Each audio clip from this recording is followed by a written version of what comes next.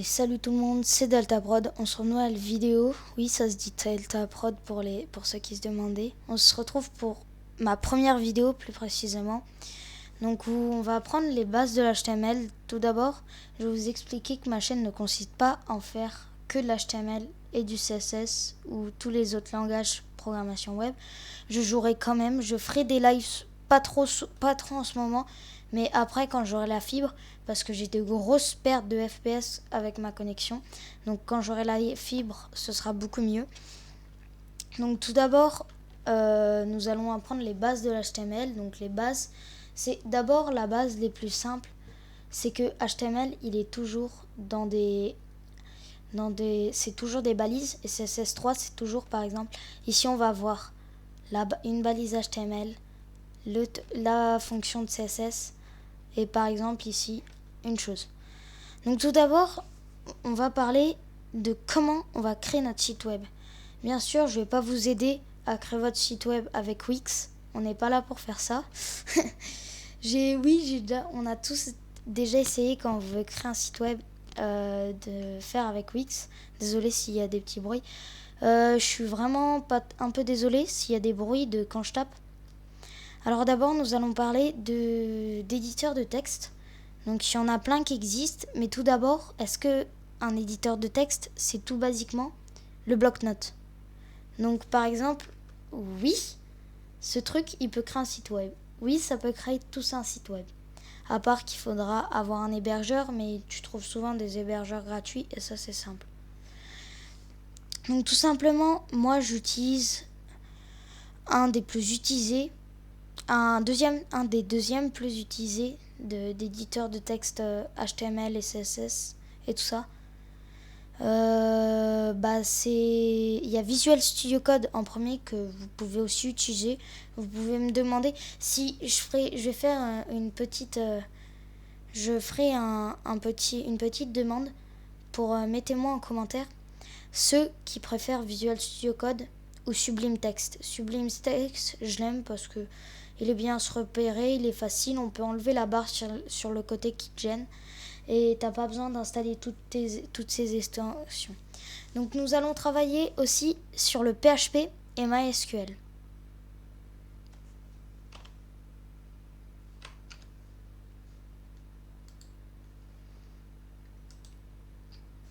Alors, affichage. Donc tout d'abord, va falloir installer l'éditeur de texte. Donc moi je vous conseille Sublime Text que j'ai là. Mais on peut mettre aussi des petits dossiers là. Donc oui, je fais toujours des cours de PHP. Je fais des cours de PHP, donc comme vous pouvez le voir. Donc j'ai plein de dossiers. Mais nous allons pas nous préoccuper sur ce que je fais. Donc on va enlever tout ça. Et donc il y a Sublime Text, mais il y a aussi qui est installé que j'utilisais avant, Visual Studio Code plutôt. Moi j'utilise aussi Visual Studio pour un autre projet, je fais de l'ASP.NET, donc de l'ASPX, du VB.NET, tout ce qui est les langages un peu comme le C#. Mais je travaillerai plus sur le PHP avec vous.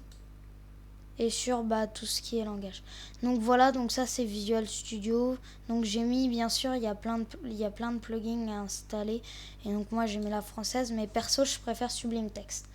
Donc tout simplement d'abord, ce que nous propose dans tous les cas Visual Studio et Sublime Text. Par exemple Sublime Text, si j'ai rien dans mon texte, d'abord Sublime Text, ce qui est chiant c'est qu'il faut, c'est comme tout.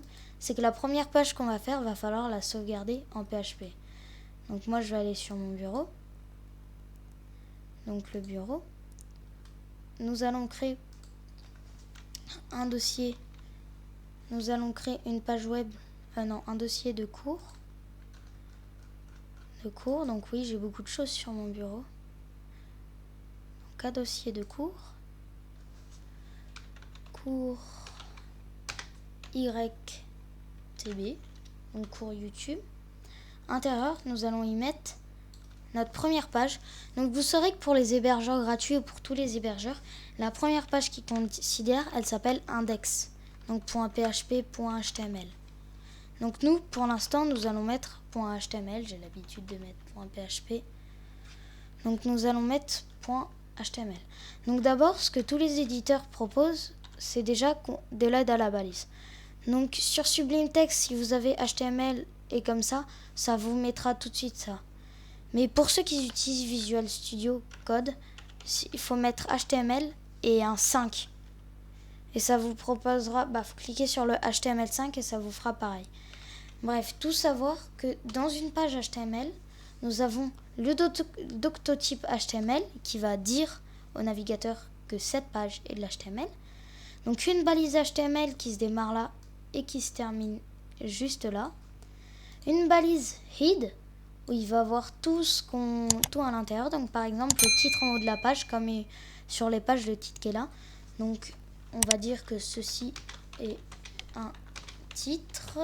Ceci est un titre. Après c'est un peu vrai. Il y a une balise que je sais plus si Visual Studio la met, mais que Sublime Text la met pas, qu'il faut tout le temps la mettre quand vous pensez que vous allez mettre des accents. C'est la balise meta. Désolé, parfois je suis un peu maladroit. Meta. Donc UTF-8, char7, UTF-8. Donc ça va prévenir à la page que c'est de l'UTF-8 et la page.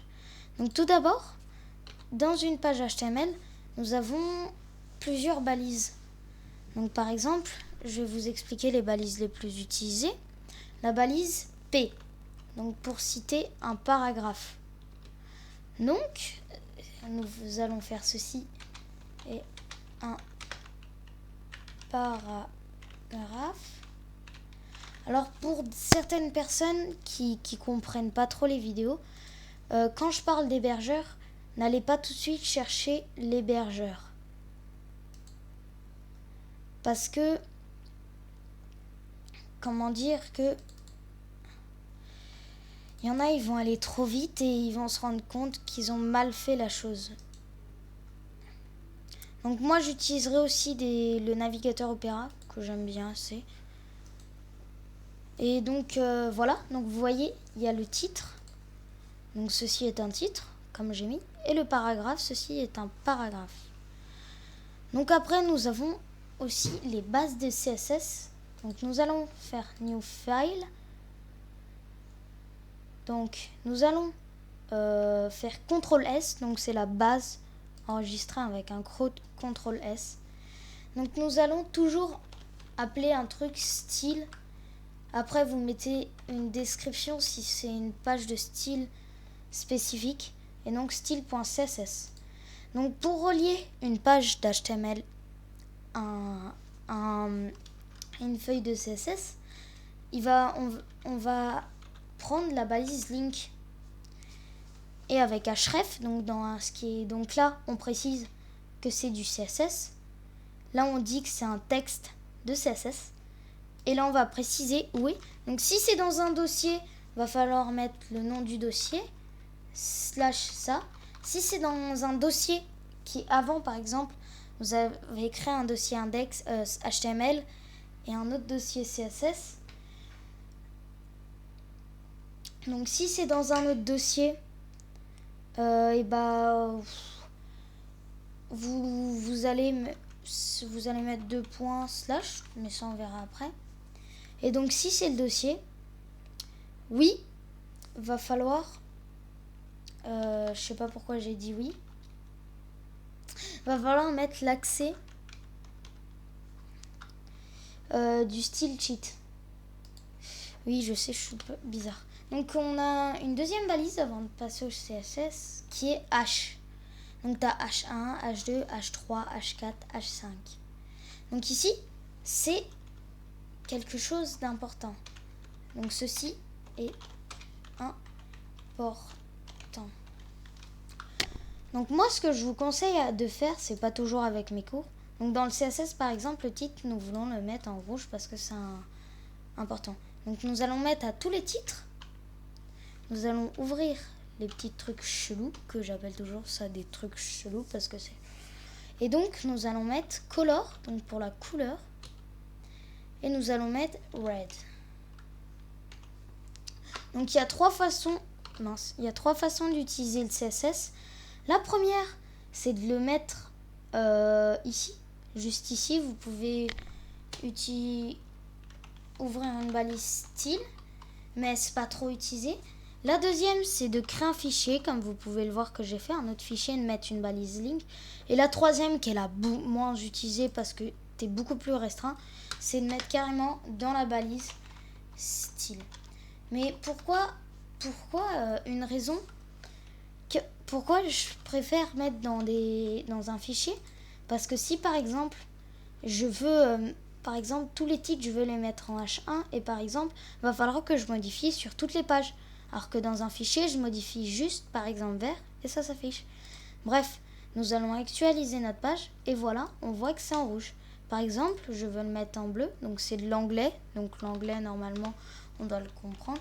Donc blue plutôt pour bleu. Blue. Bien sûr, ne faites pas de frappe comme moi. Et donc nous avons le titre en bleu. Donc moi ce que je vous conseille de faire, mais vous n'êtes pas obligé, c'est toujours de faire un fichier qui est avec le cours. Qui est un fichier du cours. Donc moi comme je fais, quand vous allez voir, je vais vous conseiller d'utiliser WAMP Server quand vous allez utiliser le PHP, mais par exemple je vais vous montrer moi comment je fais. Donc je vais activer tous mes services parce que comme vous pouvez le voir c'est rouge, donc il est éteint. Ici nous allons accéder d'abord à notre page, tout simplement parce que j'ai mis un raccourci sur le bureau. Donc juste ici, normalement WAMP Server est activé. Un petit raccourci qui est quelque part. Cours PHP, oui. C'était bien ça. Donc nous ouvrons cours PHP. Et ici nous avons tous. Donc ça c'est tout ce que j'ai appris, que je pensais que ça me servait utile. Donc vous voyez, ça c'est H1, on apprendra à faire des ombres derrière, vous voyez. Donc ici c'est des liens. Ça c'est des propriétés en PHP, tout ça. Donc là il y a l'image, il y a tout. Donc il y a vraiment tout. Même dans dis-moi bonjour, il dit bonjour. Donc Nicolas Lostet, c'est des prénoms que je trouve sur Google. Par exemple, je me suis amusée à faire un formulaire. Donc prénom, ça on s'appelle comme ça. On met homme et on fait ça. Et bonjour monsieur. Et si on met femme, ça fait madame. Tu veux le meilleur antivirus? Là, un peu de JavaScript, local lance disque que tu te fais pirater. Et si on tue antivirus, bonjour, tu t'appelles Nicolas Lostet. Ça, c'est tout ce qui est enregistré. Donc, je dis d'abord, je m'appelle pas Nicolas Lostet, j'ai pas 11 ans. Enfin, si j'ai 11 ans, mais je m'appelle pas Nicolas Lostet. Attention, inutile d'insister, vous allez jamais le trouver. Je vais vous dire c'est quoi le mot de passe. C'est kangourou.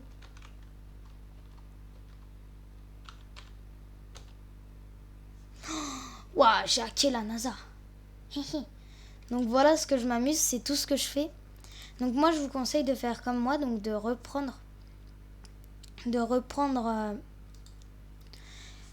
en même temps, de faire un site. Et je vais faire des autres cours bien sûr. Et j'espère que cette vidéo vous aura plu. Et moi je vous dis une prochaine fois pour un autre cours.